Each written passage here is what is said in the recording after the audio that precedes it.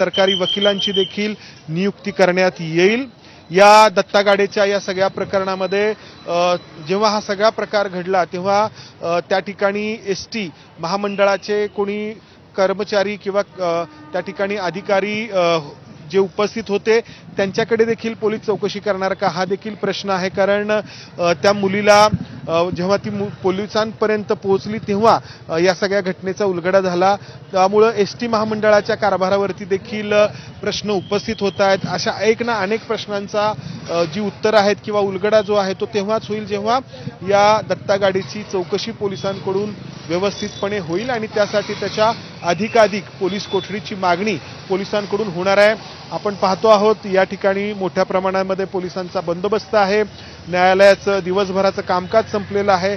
वकील आणि इतर पक्षकार मंडळी बाहेर पडत आहेत आणि अशा या मोकळ्या न्यायालयाच्या आवारामध्ये या दत्ता गाडीला आणलं जातंय जेणेकरून त्याच्यावरती कोणी हल्ला करू नये किंवा त्याला घेऊन येणारी गाडी कोणी अडवू नये यासाठी ही खबरदारी घेतली जाते।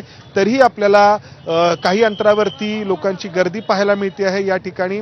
कारण जेव्हा हा सगळा बलात्काराचा प्रकार समोर आला तेव्हा खूप मोठा संताप आपल्याला संपूर्ण राज्यभरात पाहायला मिळाला। पुण्यामध्ये या सगळ्या घटनेचे पडसाद उमटल्याचं आपण पाहायला मिळालं आपल्याला।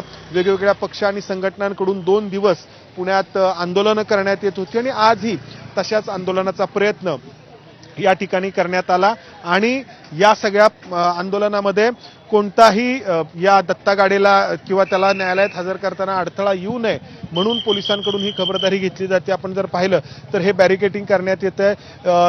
जी न्यायालयातली लोक आहेत ती इथून बाहेर गेल्यानंतर हा रस्ता देखील आणखी बंदिस्त करण्यात येईल। अगदी लांबपर्यंत आपण जर पाहिलं तर शिवाजीनगरकडून येणारा जो रस्ता आहे तो अशा प्रकारे बॅरिकेडिंग करून बंद करण्यात आलेला आहे। दुसऱ्या बाजूचा ज्या बाजूनी दत्ता गाडीला घेऊन येणारी गाडी येणार आहे ती गाडी येण्यासाठीचा रस्ता तेवढा खुला ठेवण्यात आलेला आहे। अन्यथा बाकीचा हा सगळा परिसर जो आहे तो पोलिसांनी कॉर्डन ऑफ केलेला आहे जेणेकरून कोणी त्या गाडीच्या समोर येऊ नये अशी ही खबरदारी पोलिसांकडून घेतली जाते आहे।